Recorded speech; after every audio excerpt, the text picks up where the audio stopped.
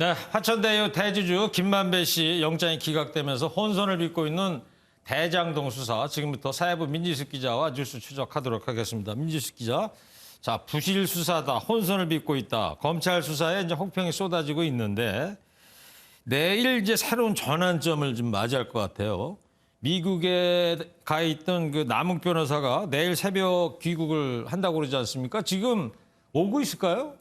네, 그렇습니다. 이 남욱 변호사는 내일 새벽 5시 인천공항에 도착하는 비행편을 예약한 것으로 이 사전에 미리 알려졌는데요. 네. 우리나라 시간으로 오늘 오후 2시 40분쯤 LA에서 출발을 했고 지금 이 시간엔 귀국 비행기에 탑승 중인 상태로 확인됐습니다. 그러면은 지금 태평양 건너서 인천공항을 향해 오고 있다 이런 얘기죠? 그렇습니다. 이 미국 공항에서 포착된 남 변호사는 백팩과 스포츠백 2개를 들고 이 청바지에 티셔츠를 입은 차림이었는데요.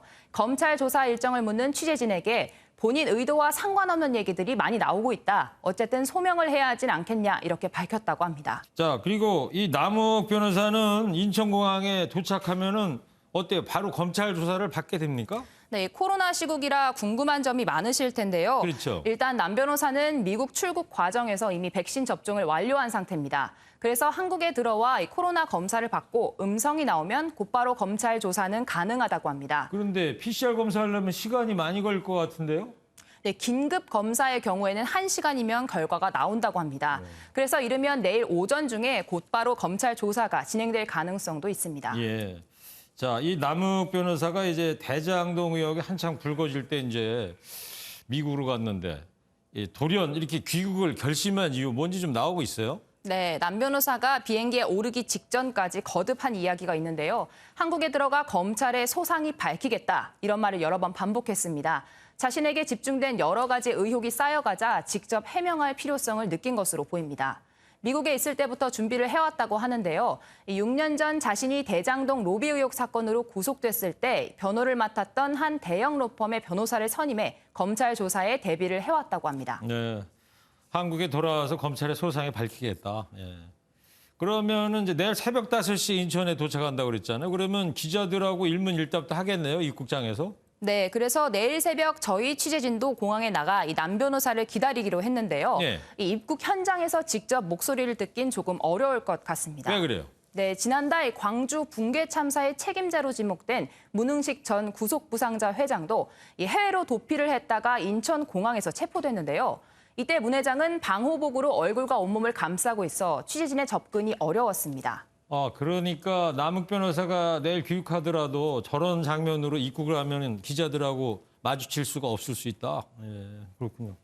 자, 지금 보면 이제 주요 인물들은 대부분 조사를 받았는데 남욱 변호사 귀국이 왜 검찰 수사에 전환점이 될 것이다 이렇게 보는 거죠?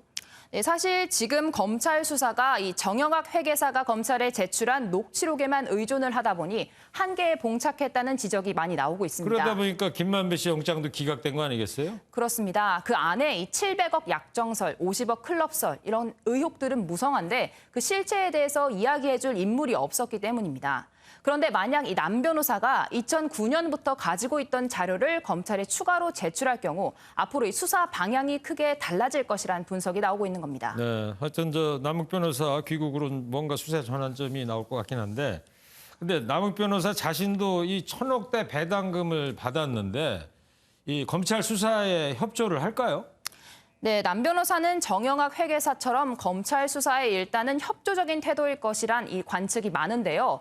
이 개발 사업을 추진하던 당시 인물들이 최근 서로에게 법적인 책임을 떠넘기며 각자 도생하고 있는 가운데 이 남욱 변호사 본인도 살 길을 찾을 것이란 분석입니다. 네. 특히 1,200억 원의 배당금을 받은 이 천화 동인 1호의 실소유주 그분이 관련 누구인지를 두고 관련자들이 엇갈린 주장을 하고 있는 상황에 이 남 변호사가 어떤 진술을 할지 관심이 집중되고 있습니다. 네, 자, 이 내일 이재명 지사 국감에서도 이 그분에 대한 질의가 좀 이어질 것 같기도 한데, 자, 그러면 이제 대장동 키맨 4명 4인방의 신병이 이제 확보가 다 된 건데 앞으로 검찰 어떤 부분에 수사력을 집중할까요?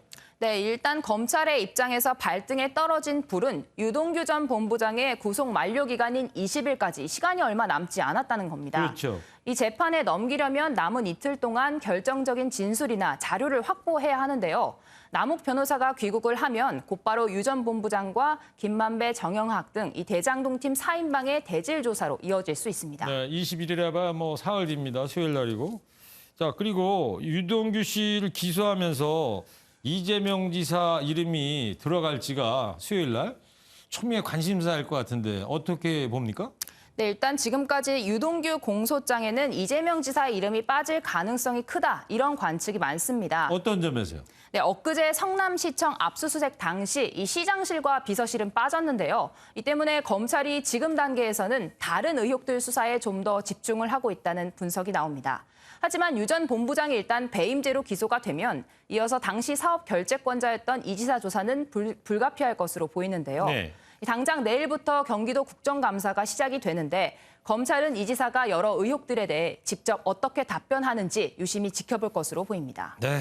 자, 대장동 의혹이 대선 전국의 전 국민적인 관심사로 좀 커지고 있습니다. 한 점 의혹 없이 낱낱이 밝혀져야 될 것 같습니다. 지금까지 사회부 민지숙 기자였습니다.